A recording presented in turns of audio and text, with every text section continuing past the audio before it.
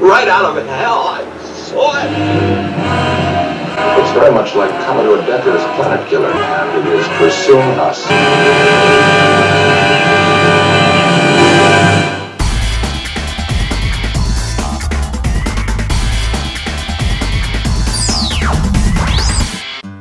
Howdy folks, I'm back, whether you like it or not, at the Spaghetti Theater for another Spaghetti Theater review. Right, Spock? Take 5. That's right, take that, society. And again, I'm going with the original Star Trek series. This time I'm going with Season 2's The Doomsday Machine. Another excellent episode that definitely falls into my top 10. An episode that takes place entirely aboard starships and one shuttlecraft as they battle this giant, Doomsday Machine. It looks like this. So yes, spoiler alert. I've already ruined it for you. That's what it looks like. Welcome to Star Trek. Which, to me of course, looks like a giant marijuana joint. In space! Oh yeah, you gotta hit this shit, man. It's called the Doomsday Machine. Hybrid or indica, I don't know. It's weed, man! Or perhaps to non-weed smokers it looks more like a bugle. And by that I mean the snack food. It's strange looking, to say the least. Describing it can be hard. I see it sort of like the way we all look at clouds in the sky and all see different things. But nope, it's none of those things. It's actually an unstoppable killing machine being manned by no one. A destroyer of worlds. And it's on an autopilot collision course with death.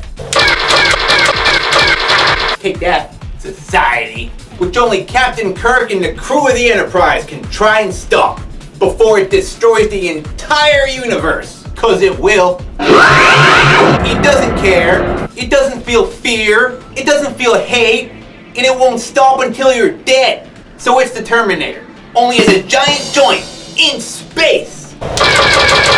Society. But don't worry, they're not alone in this. They have the help of Starfleet's very own William Windom as Commodore Decker, a traumatized starship Commodore, right after a nervous breakdown that sends him down a one-way road called Crazy Street. Society.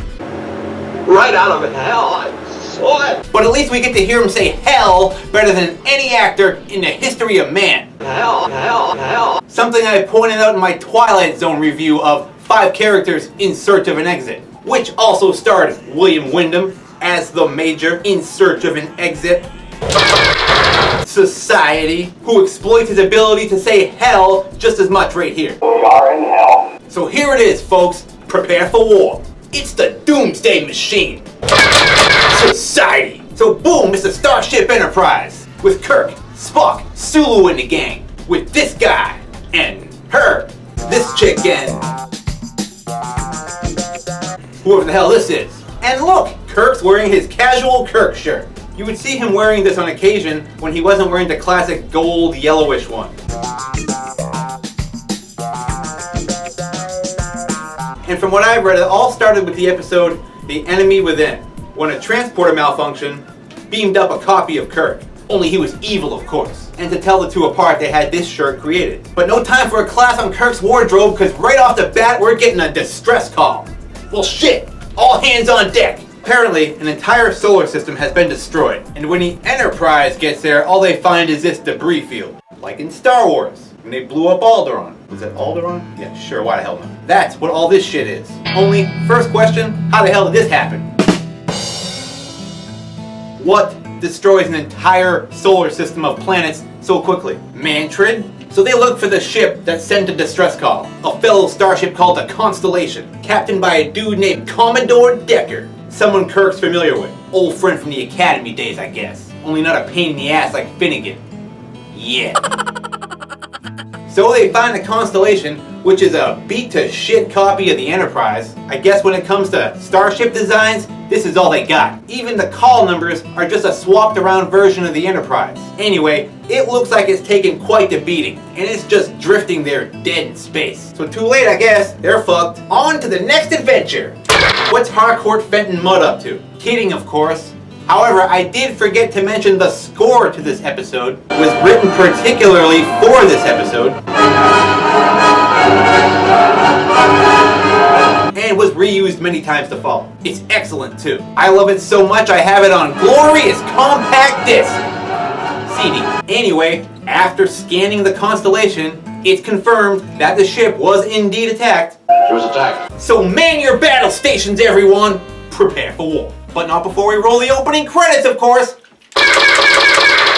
Space, the final frontier to fuck with. Our mission, to continuously break the Prime Directive and say blast to regulations every chance we get. Blast regulations. Until every planet is at war with each other. And we can all just get lost in the Nexus with Malcolm McDowell. Or not. But for now, we got the remains of the USS Constellation to deal with. And man, it's busted as fuck. So cut to the Enterprise, where we are on condition alert red here, people. Get your shit together, folks. Eyes on copy, Sulu. So according to this lady, who's clearly not a horror, guess she had the day off. Whatever attacked the Constellation has also caused some subspace interference. As for the Constellation, it's nearly fucked. The bridge is an uninhabitable mess, but there are still portions of the ship where the life support systems are still functioning. So it's salvageable, which means Spock has the bridge. Acknowledged. Because Kirk, Dr. McCoy, Scotty, and these three randos beam over to the remains of the Constellation. And hey, one of them's black.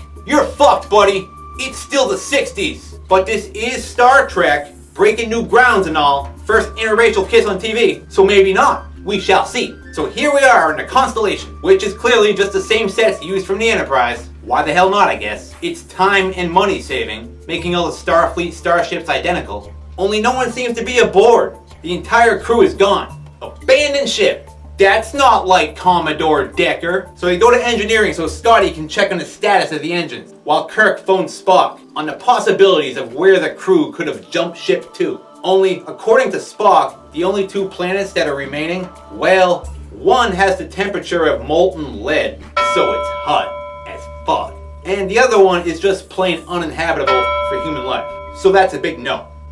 Wonder where they are. After that, we get Scotty's report on the engines, which is pretty much warp drive is fucked, impulse is fucked, phasers are spent, which means they put up a good fight at least. Where are they? But the computer systems are fine, so Scotty suggests that they go check the logs in the auxiliary control room. We can play back the duplicate captain's log from the auxiliary control room. So, to the auxiliary control room, where they find this dead guy. Only he's not dead. He's the Commodore of the Constellation, Matt Decker. And he's the only one left as McCoy drugs his ass awake. And welcome back, Decker. Now what the hell happened? Only he's in a state of shock, clearly, after battling a mindless weapon of mass destruction. So they just play back the last computer log that he made. That's where they find out that the Constellation showed up here in response to a distress call. Just like they did. Sent from this now clearly destroyed solar system. And by the time they arrived, there were only 4 planets left. And according to Kirk, now there's only 2.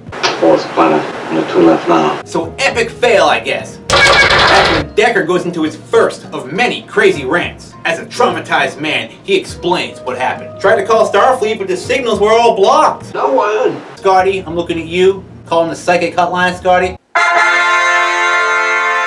So after getting hit to the point where it looked like the ship was doomed, Decker beamed his entire crew down to the surface of one of the planets. Yeah, I guess either that one as hot as molten lead, or that one uninhabitable for humans. Wait a second. Anyway, he stayed behind to fulfill that whole captain goes down with his ship duty. Captain, last man aboard this ship. That's what you're supposed to do, isn't it? So Kirk's first question, what the hell attacked you? Let's hear it, Decker. What did you see? Right out of it, hell. I saw it. Hell. Yep, there it is, folks. Right out of it, hell. William Windom saying the hell out of hell. Right out of it, hell. Hell. And now, the bigger question, Decker. Which planet did you foolishly beam your entire crew down to? On the 3rd planet. He says the 3rd planet? What? Only there is no 3rd planet, as Kirk reminds him. There is no 3rd planet. And he knows his shit, too. Don't you think I know that? There was, but not anymore. So yeah, when he beamed his entire crew down to that 3rd planet, it was still a livable planet. Clearly, obviously, right? He's not an idiot. However, this massive weapon of mass destruction is just that, massive. A lot of massive going on. So huge it can rip entire planets apart and swallow them whole for food, like the Lex. Don't you think I know that? Only made for pure evil intention, like the Lex. Before these goofballs stole it. Don't you think I know that? So we get to watch as Decker has a mild nervous breakdown, recalling the events of this tragedy. This clearly wasn't totally his fault, and he did everything he could to save his crew. They called me, they begged me for help, 400 of them. Under the circumstances and all. Only he naturally blames himself for being the lone survivor and all. I couldn't. Too bad they don't have a shrink on the Enterprise. Like Deanna Troi, you'll have to settle for McCoy's bedside manner, I guess. That's when we get the damage report from this guy, Washburn. Round of applause for Washburn, come on. They gave this guy a name. Washburn has a report. And a blue shirt. And here he is with the Washburn damage report. Take it away, Washburn. As far as we can tell, something crashed through the deflectors and knocked out the generator. Somehow, the antimatter in the warp drive pods has been deactivated. So it's fucked, pretty much. That's a lot of information. That's a powerful weapon we don't understand. This has been the Washburn damage report. Peace out. So as Kirk tries to figure out what could have done something like this, Decker busts in trying to describe it. Well, it's miles long, with a maw that could swallow a dozen starships, destroys planets, chops them into rubble. An alien ship, or is it alive, or is it Both, or neither, I don't. But hey, this is what it looks like. Yeah, again, spoiler alert. Came out in 1967. How would you describe it? One thing that he did figure out is that its primary weapon is a beam made from 100% Pure anti-proton. Absolutely pure. pure anti-proton. Whatever that is, powerful, I guess. So let's ask Spock what he thinks, since he's the smartest one involved. His analysis: A robot. Its apparent function is to smash planets to rubble and then digest the debris for fuel. like the Lex. It's an apparent robot that feeds on planets. Well, duh, that we figured out already. Only why? Well, according to Sulu's tracking report of the weapon's course, it came from outside their own galaxy and is headed It will go through the most densely populated section of our galaxy. for the most populated area of their own galaxy. So Earth and stuff. Probably Vulcan too. Maybe Romulus and the Klingon homeworld. All that Star Trek shit. So apparently some alien race built this weapon centuries ago and it's just wandered into their backyard. In space! That's when Kirk goes on about his theory about some so-called You ever hear of the Doomsday Machine? Doomsday Machine. Hey, that's the name of the episode! And we're treated to a classic McCoy. That's not my job bit. No, I'm a doctor, not a mechanic. Oh, shut up, McCoy. Check that question off the list. Now we know why it's called the Doomsday Machine. He believes this weapon to be a Doomsday Machine, similar to that of like the H-bomb from the olden days. A bomb so powerful that in the end it would destroy both sides, like the dead hand switch, to ensure that even if your side loses, all your bombs will go off at once, destroying the other side too. And the whole world with it. Or in this case, the entire universe. So, sick of this theorizing shit, Decker busts in all crazy like and wants to go right back out and fight it. Nut. Oh no, I stay here. I'm not leaving my ship. He even wants to stay here on his dead hulk of a ship until they convince him otherwise. Kirk convinces him by telling him he'll stay behind We'll take her in tow. with Scotty and the gang to repair the ship just enough to take it back in tow. It's fixable, Decker. So relax and go to the Enterprise with Dr. McCoy so he can give your nutty ass a full examination. You've been through a lot. Beam Dr. McCoy and Commodore Decker on board immediately. Which they do, and the second they beam aboard, boom! The ship's under attack! Spock has located that planet killer that Decker was talking about, the Doomsday Machine! And it is pursuing us. And it's pursuing us. Yep, that's it. So strange looking. What were they thinking when they were building this on whatever planet they were building this on? And I love Sulu's reaction here. Should we maybe do something? I do wish I could see the creative team that came up with this in the prop department though. What the fuck? I mean, all they get is a piece of paper that says make a Doomsday Machine floating around in space. Were they smoking a joint when they came up with it maybe? I know, stoners, always trying to find a weed connection in everything. You know, Jesus smoked weed. Thank God, too. So Spock uses an evasive action to get the hell out of there. Of course, and although they're far more movable being the Enterprise, this thing is still catching up with them. Spock's clearly right to bail the hell out of there. Never doubt Spock on shit like this. Attacking the Doomsday Machine only encourages it to fire back more, and is quite capable of detecting their energy presence. When boom! The Doomsday Machine fires again and hits the Enterprise, knocking you into transporter and communications. Great. Mr. Spock, communications damage. We're unable to override interference. I love how stuff in the future can still break, just like crap today. Way out in space, too. You're all crazy.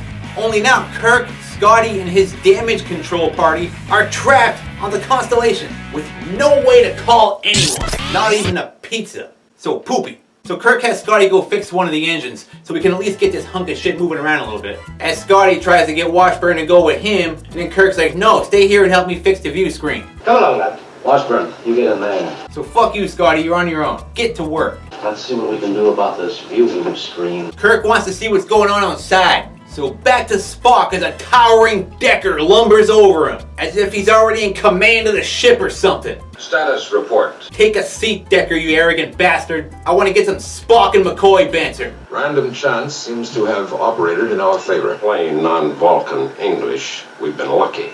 I believe I said that, Doctor. Oh, these two. Spock's right, though. Screw you, McCoy. We then find out where the Doomsday Machine is headed next. The Rigel colony, sir. The Rigel system! That's the home system of Piglet from Wolf in the Fold, the last Star Trek I reviewed. Fairy tales, ghosts and goblins. So now with the Rigel system in its sights, the Doomsday Machine decides to stop pursuing the Enterprise in favor of an entire planetary system. Evidently programmed to ignore anything as small as a ship beyond a certain radius. A logical Doomsday Machine it is. I bet Spock respects it a little bit, but he's not going to say. But he is smart enough to clearly know that the Enterprise isn't up to fighting the Doomsday Machine with its little phaser. However, Commodore Decker disagrees. You can't let that thing reach Rigel. Oh, here we go. This is Spock, man. Just listen to him. Spock wants to go back to the Constellation and rescue Kirk. Decker stupidly wants to attack the Doomsday Machine again. Idiot. Some folks never learn. And he even has the gall to order Sulu to do so. Belay that last order, helmsman. The egotistical asshole. I'm the captain now, he thinks. 80-degree turn, hard about.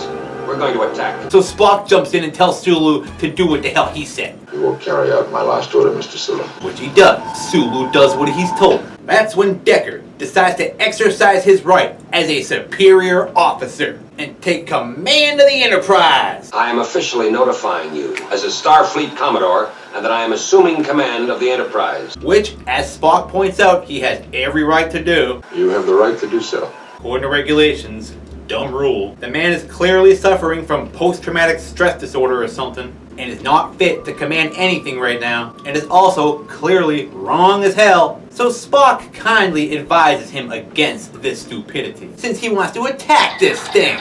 But I would advise against it. And we all know how that turned out for him the last time. He told us. Right out of hell, I saw it. And we can see with our own eyes the remains of his ship, the dead hull, as the logical Mr. Spock points out again. The result was a wrecked ship and a dead crew. Go Spock. Yet Decker, clearly nuts, makes up some dumbass excuse for his first failure. He wants to try again.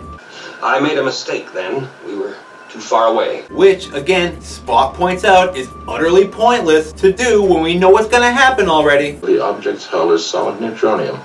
A single ship cannot combat it. Which again proves that Decker is in the aftermath of some kind of nervous breakdown, on some path of revenge for the death of his crew, has battle fatigue, but demands to take command anyway. You have been relieved of command. Don't force me to relieve you of duty as well. And, being a by-the-book dumbass at times, Spock lets him, probably thinking, fine moron, you want to get us all killed? Have at it. No one looks happy with this dumb move either. So that's when McCoy steps in and says what most people are thinking. To blazes with regulations. You can't let him take command when you know he's wrong. Blast regulations, he's wrong and he's nuts. McCoy's right on this one, Spock. Spock then points out that if he were certified unfit for duty, then he could be relieved, which McCoy certifies right then and there.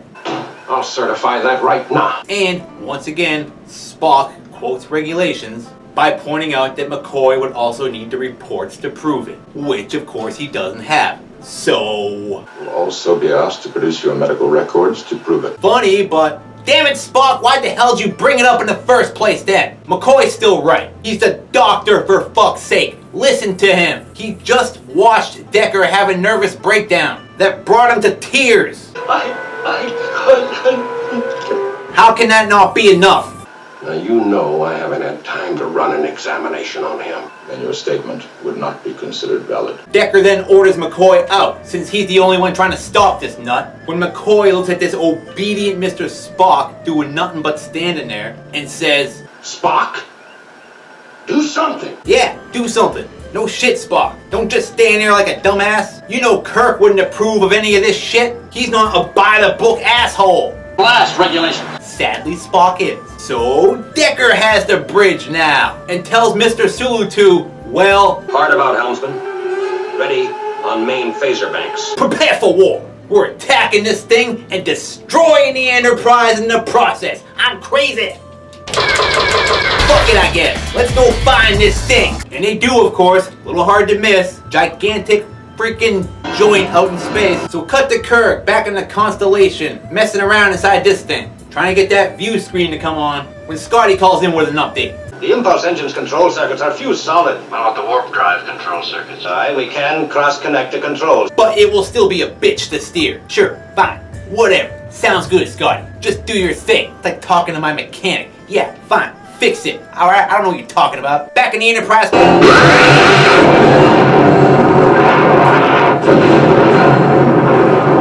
Must retreat, Commodore. Only Decker, the suicidal dumbass, wants to get even closer and try again. Maintain your course, helmsman. Get us in closer. Idiot. So back to Kirk and Scotty, who's almost there with the engines, thanks to whatever the hell this giant taser thing is. But some good news, Kirk and Washburn got the view screen working. Yeah!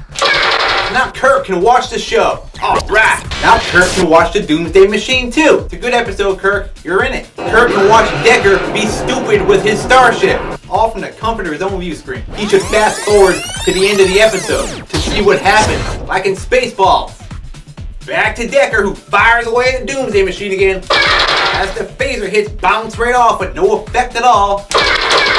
Idiot. It's like shooting a slingshot at a Panzer Division tank. And this thing is made of solid neutronium. The object's hull is solid neutronium. A single ship cannot combat it. Yeah, that stuff. Meaning its hull cannot be penetrated by anything known to man. And even though he knows this, Decker refuses to stop attacking it. Someone please take this guy out of the captain's chair. Sulu, do something. Back to Kirk, who sees this shit happening now, tries to call the ship, and tells Scotty he better get this tub of shit up to speed. And now, because the Enterprise is about to be destroyed... Washburn, cadet engineering. This is Mr. Scott. Go help Scotty, Washburn. Now! Fast! Back on the Enterprise, they take 2 more hits from the Doomsday Machine. Pow! Ping! Before it seizes fire and locks him in a tractor beam. Spock suggests they break free from it now and retreat before it pulls them all the way into it. Logical, he doesn't want to die horribly, but Decker does and insists they don't break free and keep firing away. Maintain phaser fire, helmsman. Even though it's clearly a waste of time and having no effect. Don't you understand? We've got to destroy it. Spock, please do something. And finally he does. He points out that by doing this, Decker was committing suicide. And if he doesn't veer off, right the hell now, he's gonna relieve him of duty on that basis alone. If you don't veer off, I shall relieve you on that basis. Go, Spock! Only Decker agrees when they try to break off. Only, too late, there's not enough power to pull out now. Thanks, Decker! You've killed us all! See you in hell! As Kirk sees this, he gets Scotty on the horn, who's finally wired in some maneuvering abilities. So fire this thing up and put her in drive. And cajole! It's a bit sluggish, sir. Sounds like someone trying to start an old Chevy. It's something, I guess. Not sure how this is gonna help the Enterprise. That's about to be pulled into the Doomsday Machine, thanks to Commodore Dipshit. Still having an episode. So I guess Kirk's trying to get the Doomsday Machine's attention, so it'll let the Enterprise go, when he wishes for phaser power. Well, we had some phasers. And Scotty grants his wish. Phasers? You've got them. Way to go, Scotty! Just earned your pay for the week. Paycheck? Scotty gets paid? How much, I wonder? It's more than $1.98, I'd be. I thought the economics of the future worked different, and they work to better themselves. Futuristic snobs. Kirk was probably joking though. So good one, Kirk, making fun of the old days when people still use stupid money. But now that Scotty has recharged her phasers, Kirk can fire at the Doomsday Machine and really get its attention. Which he does. Yeah, it's pursuing them now. But what did you think it was gonna do, Kirk? Run home and cry to Mama, Doomsday Machine? Back on the Enterprise, Captain Stupid as Fuck thinks that Kirk did this to allow him to fire upon the Doomsday Machine again. Fire phasers. Even though their phasers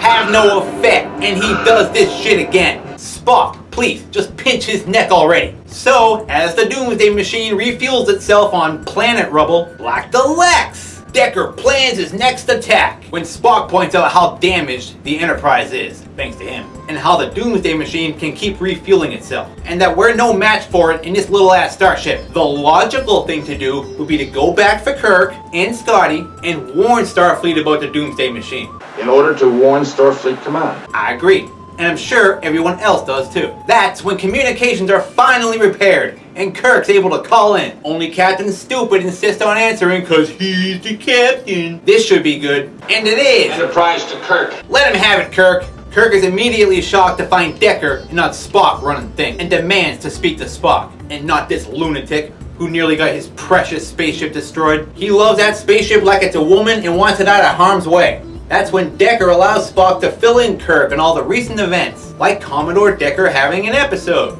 and is now running the show over here and refuses to let up. Kirk then gives Spock permission to relieve Decker. Mr. Spock, I order you to assume command on my personal authority as captain of the Enterprise. You can't relieve me, and you know it according to regulations. On his personal authority as captain of the Enterprise.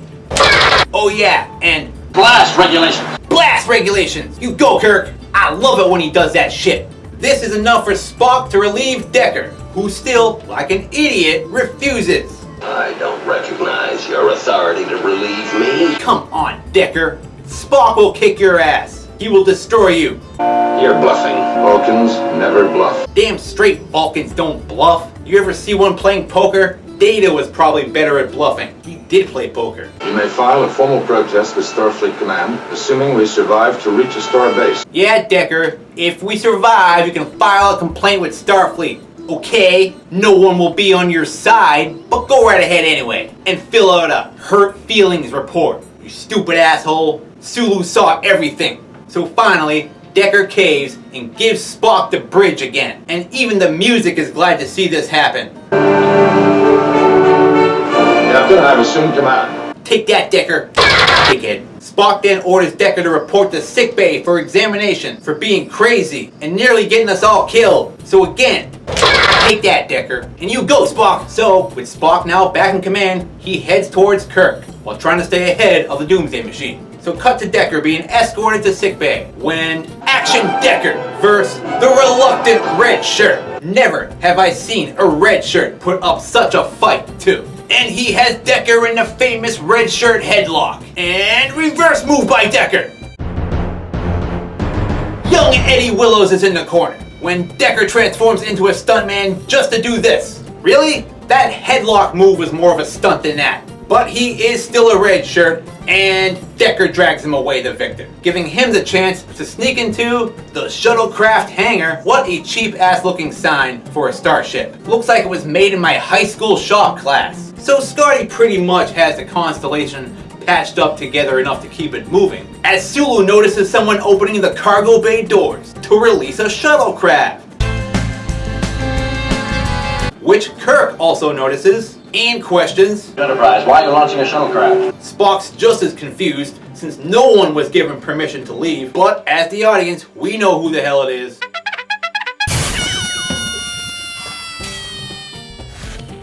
So cut to the shuttlecraft and yup, it's Commodore Decker. Suicide mission time. Cause that little Galileo is no match for the Doomsday Machine, and Decker knows this. He's just lost it. He blames himself for the death of his crew and plans on driving this little shuttlecraft down the Doomsday Machine's throat. Since you can't destroy it from the outside, perhaps from within. It's a good idea, if not also crazy, as Spock is kind enough to point out. Calm as ever, of course. Your only logical alternative is to return to the ship. Kirk even begs him, pleads. You can't throw your life away like this. Tells him what an awesome guy he is. We're stronger with you than without you. And what a cool doll of a major he would make. We love you, Decker. Come back. Don't do it. Think about your son. Will. Yeah, him. It's true. Look it up. Only Decker's made his mind up. He can't live with this shit anymore. And is totally invested in this suicide mission. The music really tenses up the closer he gets, too.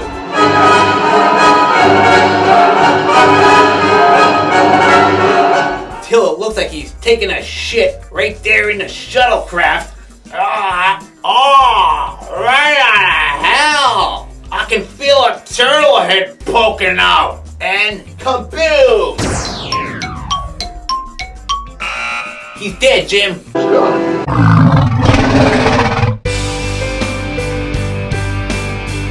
But perhaps he was right after all. Perhaps this is hell. We are in hell. So back to Kirk as Spock offers his condolences for the death of Decker, Kirk's old buddy. May I offer my condolences on the death of your friend? Aw, Spock! How nice of you to say that. Kirk thinks it's pretty regrettable that he died for nothing. Or did he? As Sulu notices a minute drop in the power from the Doomsday Machine after the shuttlecraft exploded.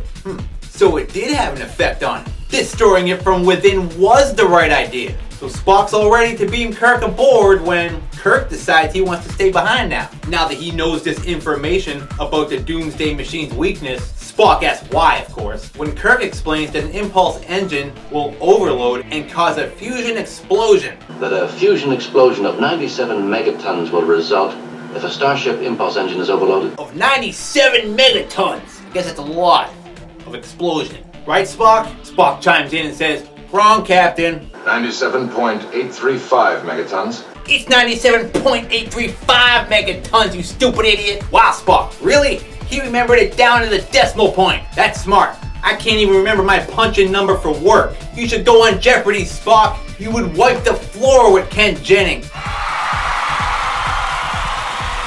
So yeah, Kirk wants to overload the engines of the Constellation and fly it into the Doomsday Machine and hopefully kill it. Yet Spock points out how this is pretty much a recreation of what Decker just did, and it resulted in his death. Only Kirk has a better plan that includes his survival. He don't want to kill himself. Scotty then sends the rest of his damage control team back to the Enterprise, alive and well. So hot shit, I was right. The black guy survived, and Star Trek is breaking new grounds. Way to go, Star Trek. Way to unite the races. Yeah! Scotty stays behind to rig the engines to blow with a 30-second delay switch that can be activated from the auxiliary control room. So they'll have 30 seconds to beam Kirk aboard after he activates the overload. Press this one, 30 seconds later, poof. All with a slightly damaged transporter.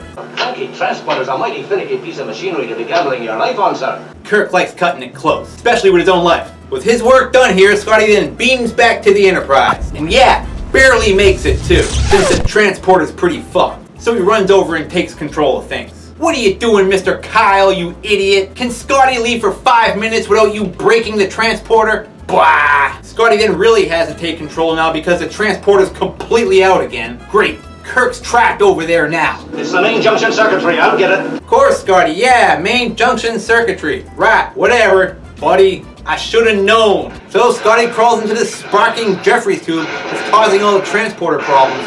As Kirk starts flying towards the Doomsday Machine, even though the transporter's busted, Scotty then gets the transporter working again, but just barely, so Kirk better hurry his ass up. So back to Kirk, who tells him not to beam him aboard until his order. So stand by as we get closer and closer to the Doomsday Machine again, as that awesome score starts to swell again. So just about there, Kirk pushes that 30-second delay button and orders them to beam him aboard now. Quick! Beam me aboard. When kapoof! The transporter friggin' explodes! What? 30 seconds, guys! Kirk's fucked now! Scotty crawls back into that still sparking Jeffries tube and tries fixing the transporter again. Back to Kirk, who very politely requests that you beam him aboard now, since he is about to die. Gentlemen, beam me aboard. Spock then tells Scotty that he has 20 seconds to get the transporter working before Kirk joins Decker. Mr. Scott kindly doesn't respond to Spock. Don't blame him. He's a little busy right now, trying to fix your crappy starship, all cramped into this sparking Jeffries tube. Kirk's screwed. There's no way he's doing this in time. There's shit going on all around him. Spock keeps trying to get an answer from Scotty too, during all this. Even suggests inverse phasing at one point. Mr. Scott. Try inverse phasing. Whatever that is. Man, Scotty must be thinking, shut the fuck up, Spock. I'm busy, you asshole. You're the one who let Decker take command and cause all this shit to happen in the first place. You by the book asshole. The score swells even more as Sulu adds a death countdown to the tension. 60, 50, 40. Damn it, Sulu! Now's not the time! Kirk tries again to politely ask them to not fuck this up. Gentlemen, I suggest you beam me aboard. When boom! Transporter blows up again! Hi, Kirk. Been nice knowing you, buddy. Come on, Scotty. Try an inverse band-aid or something. And with like 3 seconds to go, Scotty's got it patched up again and orders Mr. Kyle to beam Kirk aboard now. Fire now, Mr. Kyle. Right as the ship enters the Doomsday Machine, explodes and cuts off a loud, toxic fart before seemingly shutting down for good and taking Kirk with it. Oh well, you're gonna lose a few. So nice try, guys, but Kirk's dead. Series over. Roll credits, take down his cheap sets, sell that model of the Enterprise. Nah, just kidding. They got his ass just in the nick of time, of course. Brilliant. We got him through. Thanks, Mr. Kyle. Right, down to the last second. That was tense. But way to go, Scotty! Fuck yeah! You saved the day again! So back on the bridge, Spock checks the readings on the now motionless Doomsday Machine floating around in space and confirms that it is indeed dead, powerless, done destroying planets. So it worked! Way to go, guys! That's what I call teamwork. Except for that toxic lunatic Decker, who in the end was a part of destroying this thing. And although he did go a bit insane and nearly got the entire crew of the Enterprise killed, everyone seems to forgive him and understands his crazy actions. He went through a lot and will go down in history as a hero now, and not some guy who went crazy, took over the Enterprise, nearly got everyone killed, only to die on a suicide mission, which is usually what happens on a suicide mission. Spock then wonders if there might be more of these wandering Doomsday Machines in the universe, when Kirk replies with a joke. I found one quite sufficient. Wah! Oh, Kirk. Spock doesn't laugh because he doesn't get humor. As the Enterprise flies on to its next mission, pow! Finding a dumpster for that Doomsday Machine. What do they do with it? But anyway, that means that this episode is over. Millions of people died, but the only one we got to know was the wild-ass Commodore Decker. Huzzah! He also died. Which leads me into my final thoughts on the Doomsday Machine. Another awesome episode. I love the tension this episode builds. It's very fast moving, and everything is cut down to the last second. And the Doomsday Machine is terrifying, with its mysterious origin story and weird look. Who built this and why? Where did it come from? I heard there was some fan fiction that said it was built by some species to battle the Borg, which is a good idea. I also read that this was James Doohan, I'm not even sure how to say his name. It was his favorite episode because of all the technical jargon it had about how engineering worked on the Enterprise and other starships. Which is true. It was Scotty heavy. You really needed him for this episode. He played a huge part in this, and without him, everything would be fucked. Which is another thing. Except for Decker, everybody displayed excellent teamwork in this episode. That's what allowed them to defeat the Doomsday Machine. Even Mr. Kyle did his part. Brilliant. We got him through. Ah, Mr. Kyle. I want to mention him real quick. This is actor John Winston. Didn't have to shove him, Mr. Spock.